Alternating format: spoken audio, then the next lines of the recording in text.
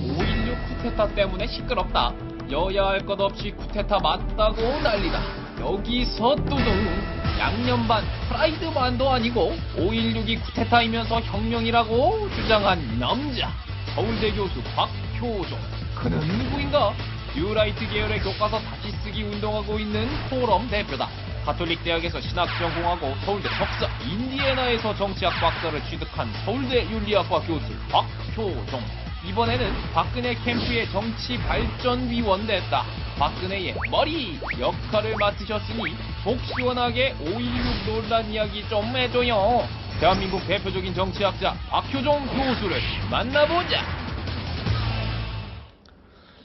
네, 논란의 핵심이신데 인상은 매우 온화한 옆집 우리 아저씨, 마음씨 좋은 아저씨 얼굴입니다. 서울대 박효종 교수님 모셨습니다. 안녕하십니까? 네, 안녕하십니까? 네. 저는 그 이력서 보면서 좀 특이한 걸 봤습니다. 가톨릭 신학대 학사인데요. 네. 서울대학교 교수입니다. 네. 원래 서울대학은 서울대학 출신을 교수로 모시는 게 거의 90% 이상으로 제가 알고 있는데요. 네. 예, 어떻게 그 틈을 어떻게 비집고 잘 들어가셨습니까? 얼마나 능력이 뛰어나시면 그런 겁니까? 네. 뭐, 능력이 이제 뛰어난 건 아니고요. 저는 뭐, 사실 좀 이 카톨릭 때 어려서부터 이제 참 신부가 되겠다. 이제 네. 그런 마음을 먹고, 쭉 종교 교육도 종교학교 다니다가, 이제 카톨릭 대학 가서 이제 신부가 사실 되려고 했는데, 뭐 제가 하여튼 자격이 좀 없었나 봅니다. 네. 그래서 이제 마지막 순간에 제가 이제 다른 선택을 했고, 네.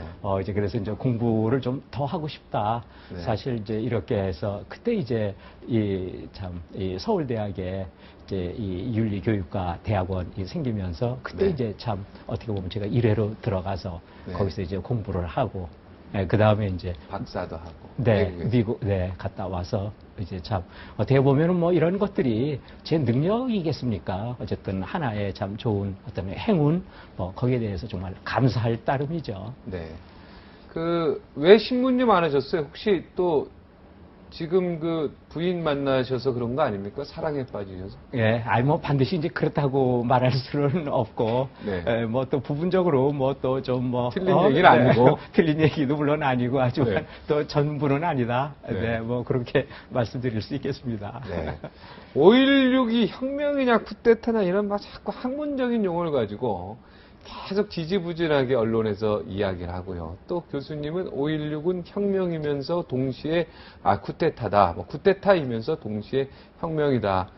뭐 학문적으로는 형식적으로는 쿠데타로 봐야지 되지 않겠어요? 어떤 생각이십니까? 그렇죠. 네. 그러니까 그건 당연히 이제 쿠데타로 시작을 한 것이죠. 그죠. 어떤, 민주정부를 역시 이제 정지시키고 이제 네. 이렇게 했으니까. 그렇지만 이제 우리가 쿠데타에 대해서도 평가를 사실 할 수 있는 것이거든요. 그건 별개죠. 평가는 별개고. 예. 네. 평가를 그래서- 근데 의미 있게 평가를 하시는 거죠. 네.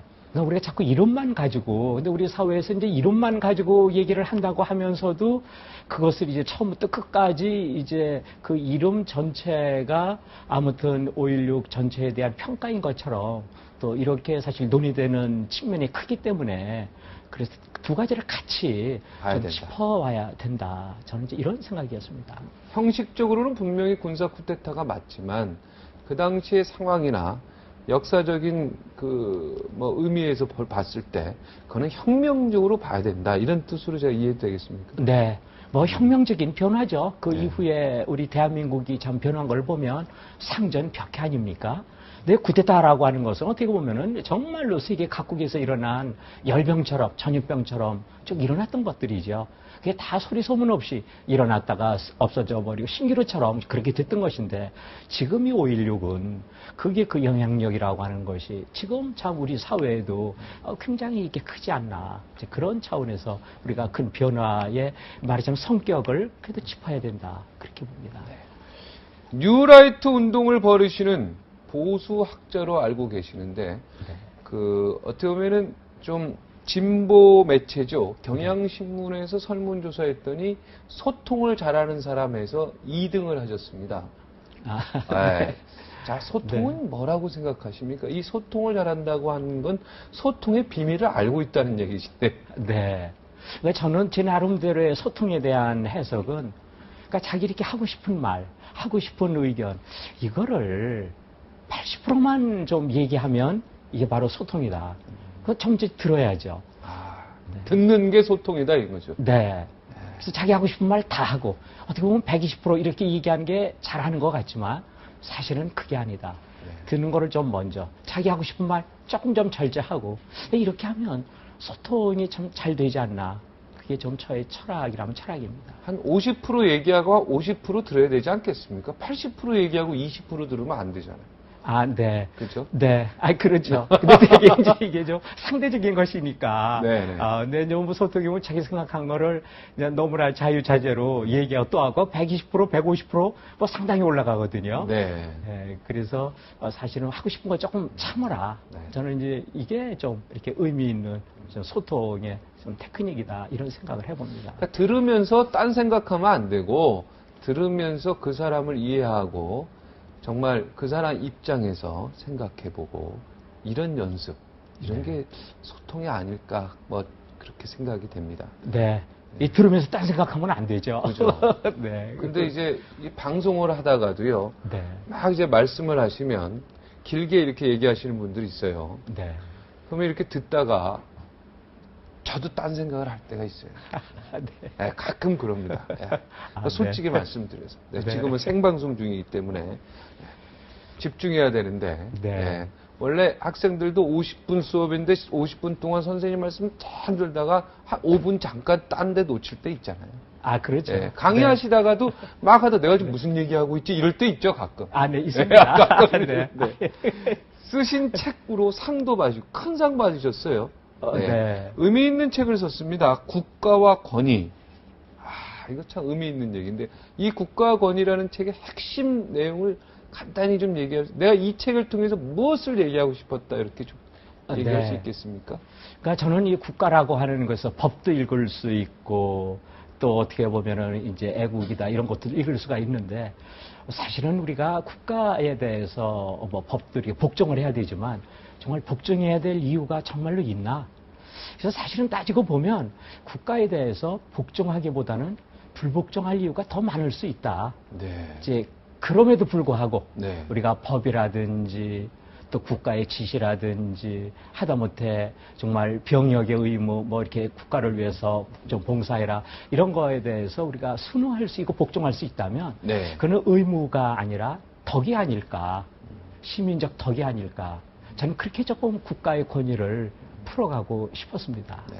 그러니까 국가의 권위를 인정해야 된다는 쪽으로 결론을 낸 거죠. 네. 네. 근데 국가의 권위라고 하는 것은 정말로 그걸 받아들이는 것은 덕목의 수준에서 우리가 받아들일 수 있지. 네. 단순히 이렇게 의무 이제 이쪽으로는 사실은 너무 이건 경직된 것이다.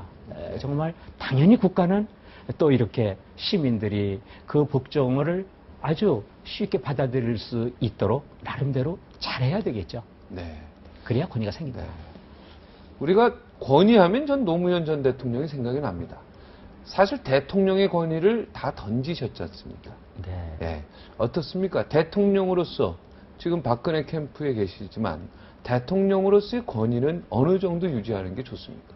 근데 저는 이 권위하고 권위주의는 좀 사실 구분해야 된다. 네.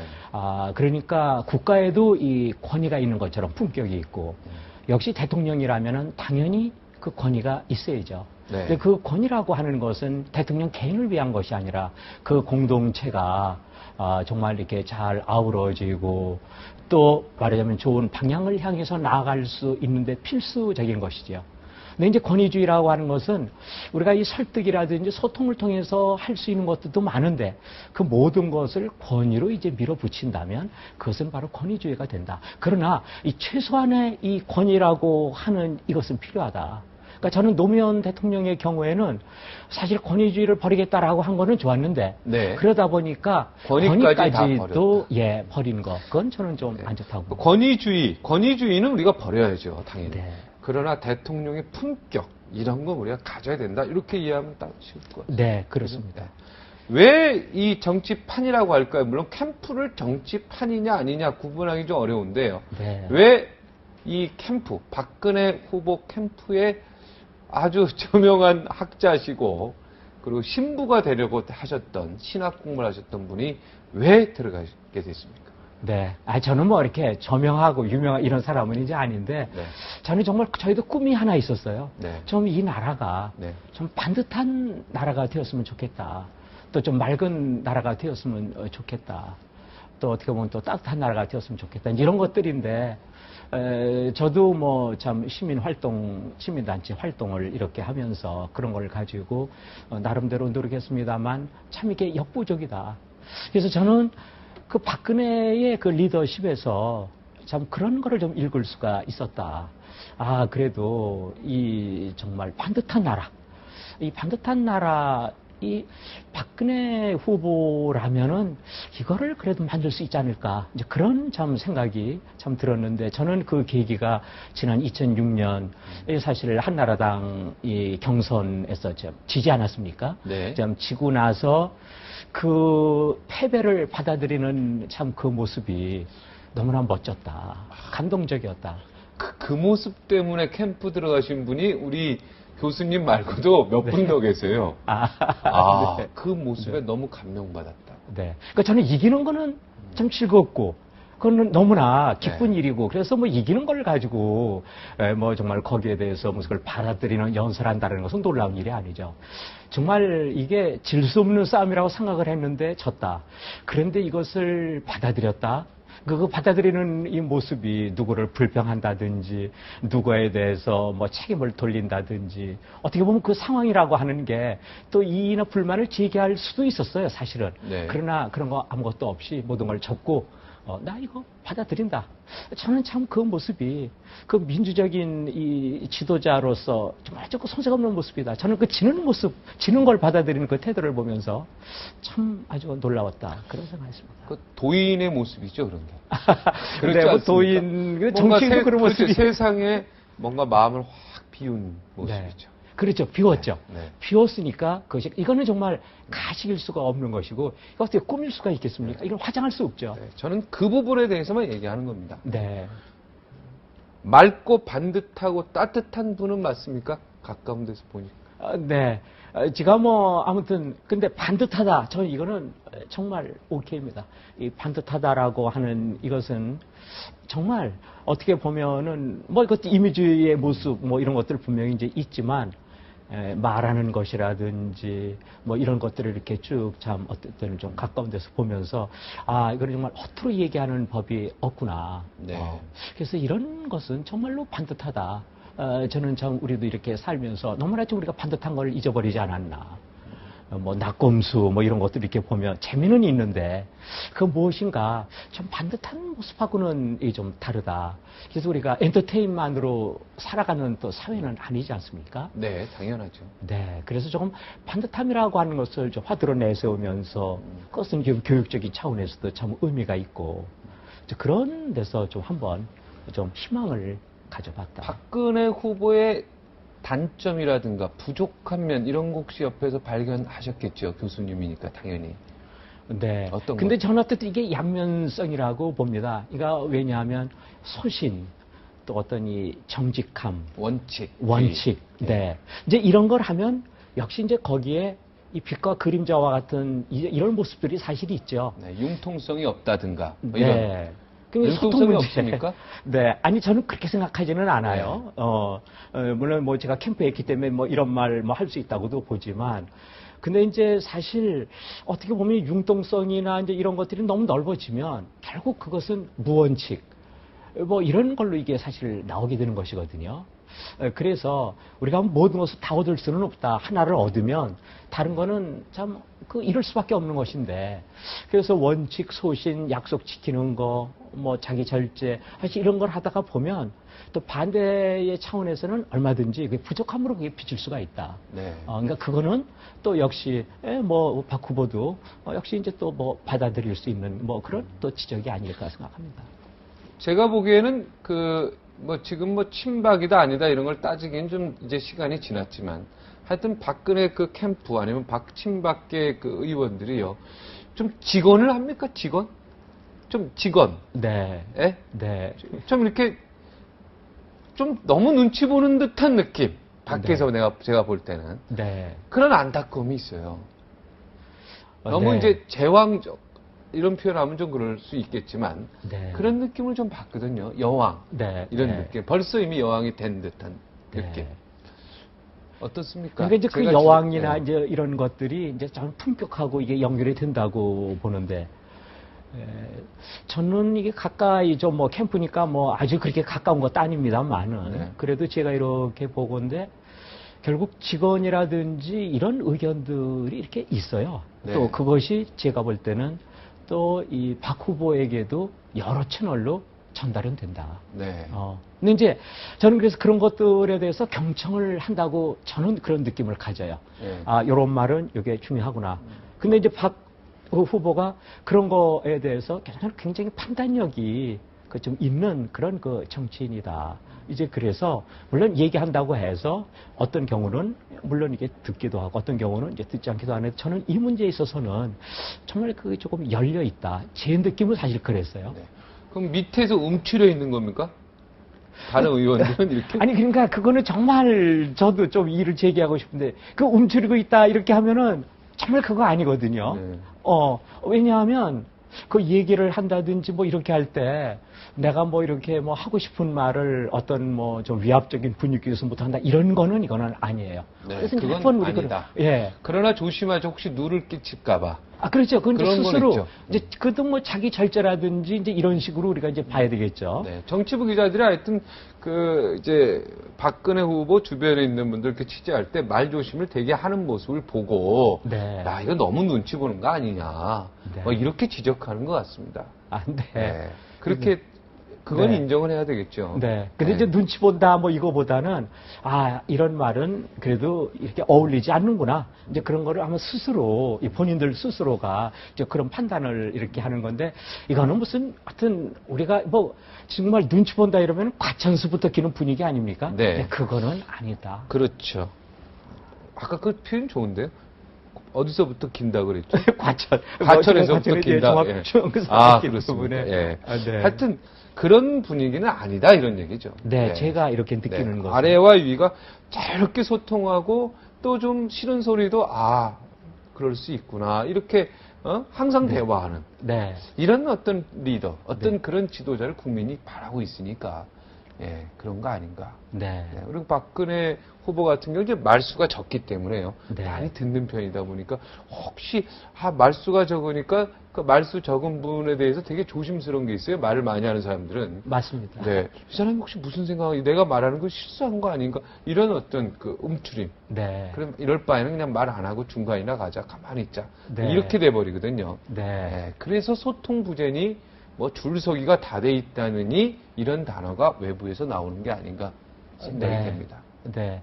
네, 저는 하여튼 좀 이렇게 가까운데서 분위기를 익히다 보니까, 이제 그거는 참 아닌데, 이제, 하여튼 뭐 그 점에 대해서야 또 물론 완전한 인간은 없죠. 네. 뭐 리더십도 다 자꾸 이제 노력해야 되는 부분이 있고. 네. 그 부분은 그렇습니다. 하여튼 지금 맡으신 일이 정치발전위원이에요. 네. 네. 정치가 우리나라에서 제일 후진이죠. 후졌죠. 지금 아니 후진. 네? 네. 선진이 아니고 후진이에요, 우리가. 네. 그죠? 정말 그렇게 생각합니다. 후진적입니다. 네. 이거 지금 뭐 정치 순위로 보면 우리는 완전 후진국입니다, 이거. 네. 네, 어떻게 발전시킬 겁니까? 그래서 어쨌든 이 권력형 이제 비리라든지 뭐 이런 문제들 또 어떻게 보면 또 이 사회적인 통합 뭐 이런 것도 우리 자꾸 이렇게 그냥 뭐가 나눠져서 무슨 쟁점만 생기면 이게 좀 어느 정도 그래도 우정이나 선의를 가지고 좀 남도 이렇게 비판해야 되는데 완전히 뭐 적대시하는 이런 것들. 그래서 우리 폭력도 행사하는 또 그런 국회 뭐 이런 것들. 그래서 정말 이제 그런 것들을 좀 제도적인 차원에서 좀 더 이제 다그칠 것은 좀 다그치고 뭐 이제 좀 이런 좀 이 노력과 방안들을 강구하는 것이 뭐 역할이라면 역할이라고 할 수 있을 것 같습니다. 김종인 의원 같은 경우는 딱 있지 않습니까? 경제적 민주화. 그죠? 네. 어떤 뭐 재벌 개혁, 네? 네. 공정한 사회, 이런 딱 느낌이 옵니다. 네. 어떻습니까? 정치적 발전에서는 어떤 뭔가 확실한 단어 뭐 이런 게 없어요? 구체적인 이야기가? 저는 그래서 이 어떤 원칙 있는 뭐 정치, 그러니까 이게 참 원칙 있는 정치라고 하는 게 뭐 이 대통령 사명권이나 이런 것들을 가지고도 참 이게 다 우스워지는 게, 그 죄를 져서 사실 어떻게 보면 형도 받고 이러는데, 이게 뭐 얼마 안 돼가지고서 바로 사면 되고, 뭐 이렇게 하다가 보니까, 우리 뭐 법을 지켜야 된다, 뭐 이렇게 하는데 원칙이 이게 정말 부재하다가 보니까 모든 것들이 다 우스꽝스럽게 되고 만다. 그래서 어떤 원칙 있는 정치, 저는 이게 굉장히 좋은 화두가 사실은 이제 될 수 있지 않나 생각을 합니다. 네.